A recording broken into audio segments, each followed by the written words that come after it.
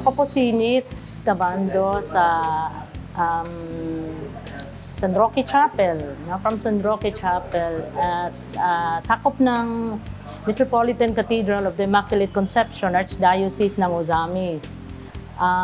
Nakilala ko po ang Pondo ng Pinoy kasi may may ini-initiate na dito sa kapilya namin. So palagian na yung pagbibigay ng mga tao. So kilala na namin yung Pondo, no? Pondo ng Pinoy Initiative na. Tsaka yung pag-attend ko ng conference, doon mas malalim na yung naintindihan ko doon sa Pondo ng Pinoy. Yung ginagawa ng Pondo ng Pinoy, so nakikita ko na may tulong na ginagawa siya sa mga member dioceses. So, yung Ozamis, isa sa mga member dioceses ng Mindanao.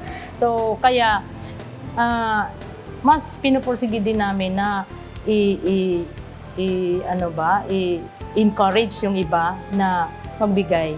Kasi in the previous years, merong tulong na binigay na yung Pondo. Tapos, the following years, na si Father Marvin na yung director, may ginawa din yung pagtulong ang Pondo ng Pinoy. So kaya dito sa amin, sa kapilya namin, during Mass at during mga prayers, weekly prayers, kasi may Saturday weekly prayers kami, nire-remind talaga. Yung may social action in charge kami dito sa kapilya na siya yung nagre-remind, nagko-collect doon sa mga barya-barya, nakabattle na mga barya. Tapos i-remit namin doon sa parokya namin sa cathedral. So yun, nakakatulong talaga siya. Alam namin, no? Hindi naman necessary na kami yung nakaka-receive ng tulong. Ang importante lang, pinapaintindi namin sa mga tao na importante yung nakakatulong. Kasi malawak yung objective, malawak yung bibigyan ng tulong. So, kung dito galing yung tulong sa atin, it's a shared blessing na doon sa iba.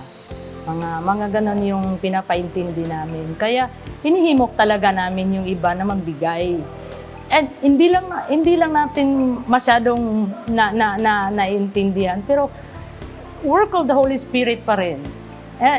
Parang meron pang mga taong kailangan tulungan. So sa mga barya-barya natin, pwede pala. Oo. Yun yung kahulugan ng theology of the crumbs. Parang naiyak ako. Yun. Kaya nakakatulong. That's through the inspiration of the theology of the crumbs. Yeah, yun ang talaga namin. May magagawa pala talaga. Parang ganun ang realization. Oo. So para bang nakakahappy, nakakatuwa. Oo, mahalaga talaga yung pagbibigay kasi expression siya ng sino bang sinasamba natin, si Kristo na mapagbigay. Galing sa Kanya lahat.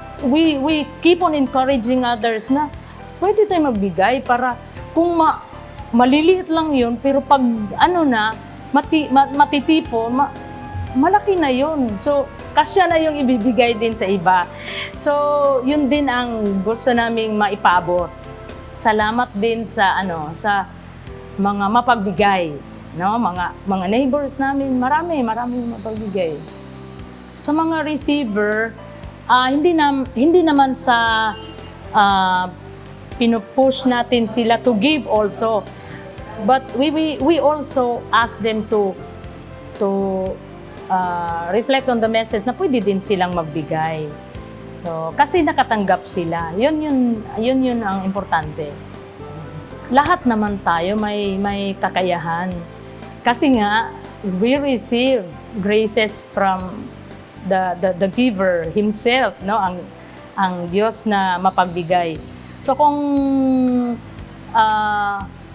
i-encourage natin yung lahat na mayroong maibigay. We differ in our crumbs. Mayroong mga kaya ng ganito, kaya ng 10 piso, kaya ng 50, or kaya ng mas malaki pa. We differ in our crumbs. Kaya in-encourage sila. Yon.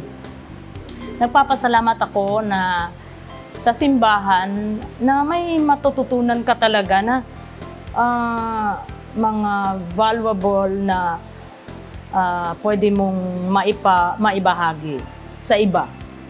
So, yun. Salamat sa mga kaparian. Salamat kay Archbishop kasi si Archbishop Martin, isa siya sa nagpo-push din, no? Ina-announce niya during homilies,